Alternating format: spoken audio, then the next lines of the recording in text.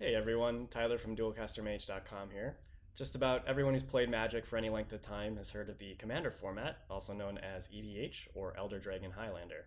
It's a great format with a huge following and a storied history.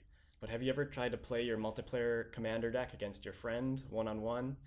The games are fun, but can be a little lopsided. When one player casts a turn 1 Soul Ring and there's not a whole table to gang up on them, things get out of hand quickly. That's why the Duel Commander format was born, to create a 1v1 balanced environment using the same basic structure as Commander. Let's dive in and explore the core components of Duel Commander, how the format works, a bit of history on the format, why you should play it, what kind of decks are viable, and where to play.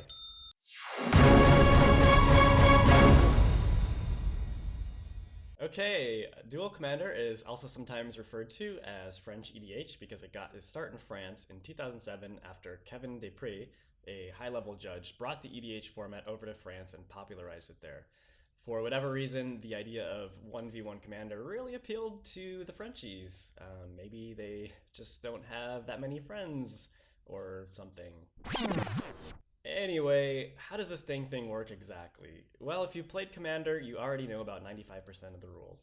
There are just a few tweaks that make it different and suitable for 1v1.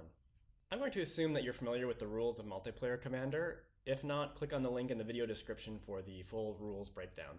Like multiplayer, the Duel format is maintained by a committee of passionate players but is not officially supported or run by Wizards of the Coast.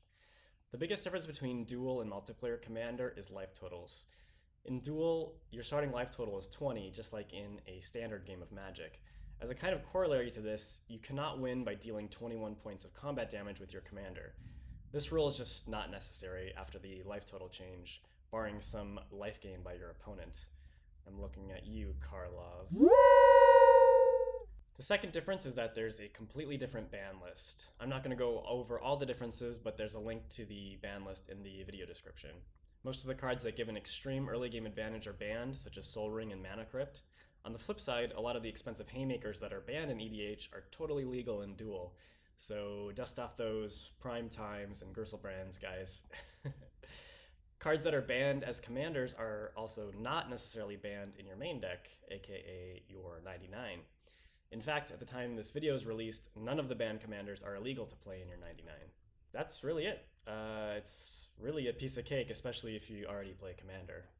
There are a lot of reasons why I love Duel Commander, and most of these could easily be true of any Commander variant. I am fascinated by brewing up decks around a particular Commander, especially off-the-wall stuff that few people have thought of before. Duel really appeals to me above and beyond multiplayer Commander, though, for a number of reasons. The fact that Duel is more competitive is generally understood and accepted among players. It's unlikely that a CEDH Shark will descend upon a more kitchen table style group and run the table, making everyone else salty. Unfortunately, this happens too often in multiplayer despite many attempts and implied social contracts aimed at preventing it. You don't have to wait an eternity to get your turn back at a big table. That means more time to actually play Magic and interact with your opponents.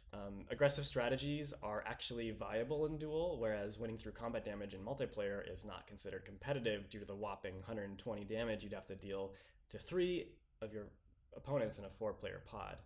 And finally, one-for-one interaction is actually good again. Playing a card like a Go for the Throat in multiplayer might be okay, but generally you're interrupting a game-winning combo or inching the unaffected players closer to victory. In Duel, these cards are fantastic, which means that there is less goldfishing of combo decks racing to be the first to go off. These are just a few of the reasons why I like the format and why I think you should play it too. So what kind of strategies are viable in Duel Commander? I already mentioned that aggro is very real in the format. In fact, at the time of this video's release, it made up the largest share of the archetype pie according to mtgtop8.com. Control is strong as well due to the viability of the one-for-one removal and new abilities like Monarch, which allow you to pull ahead on cards. Commanders like the Gitrog monster completely warp the game in your favor and really let you take that card advantage to the next level. Unfortunately, combo is struggling a bit at the moment. Playing a combo deck is somewhat of an uphill battle due to the prevalence of cheap discard and counter spells, plus the inherent fact that it's tough to find specific cards in a 99-card singleton deck. Still, combo is totally viable, and it's a Fairy Temporal Archmage High Tide combo deck actually recently won an 82-player tournament in France. And anyone who's battled against my boy, Arkham Dagson, will tell you that combo must be respected in Duel. Overall, deck diversity is extremely high, and you can play pretty much whatever archetype or color you want right now and make it competitive. Okay, so you've got me sufficiently intrigued about the format. Now, where the heck do I play? My first recommendation is to ask around at your local game store to see if they hold regular events or know of any upcoming tournaments in your area. Your odds are better if you live in a country where Duel Commander is already popular, such as France, Brazil, the Philippines, or the US. Search on Facebook for local Duel Commander groups that will allow you to meet others in your area or at least point you in the right direction. If you don't mind playing online, you've actually got two really good options, Cockatrice and X-Mage. Both of these programs have relatively active Duel Commander scenes. I play on X-Mage at the moment and have had little trouble finding opponents to duel. I've heard that the player base is even larger on Cockatrice, but personally I'm a fan of X-Mage due to the built-in rules enforcement that it offers. There are links to both software packages in the video description. You can also find online games at a moment's notice by participating in the Duel Commander Discord channel.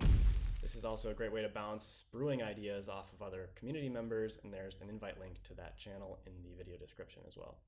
Phew! That was a whirlwind tour of Duel Commander, guys. There's a lot more to cover, so be sure to subscribe to my channel as I'll be releasing at least one Duel Commander related video every Thursday. Check back in the Duelcaster Mage archives to see some gameplay videos of the format in action. And of course, as always, let me know in the comments what topics you want to see covered. More gameplay, deck techs, or issues topics like this one, something I haven't even considered yet. Let me know. Thanks for watching.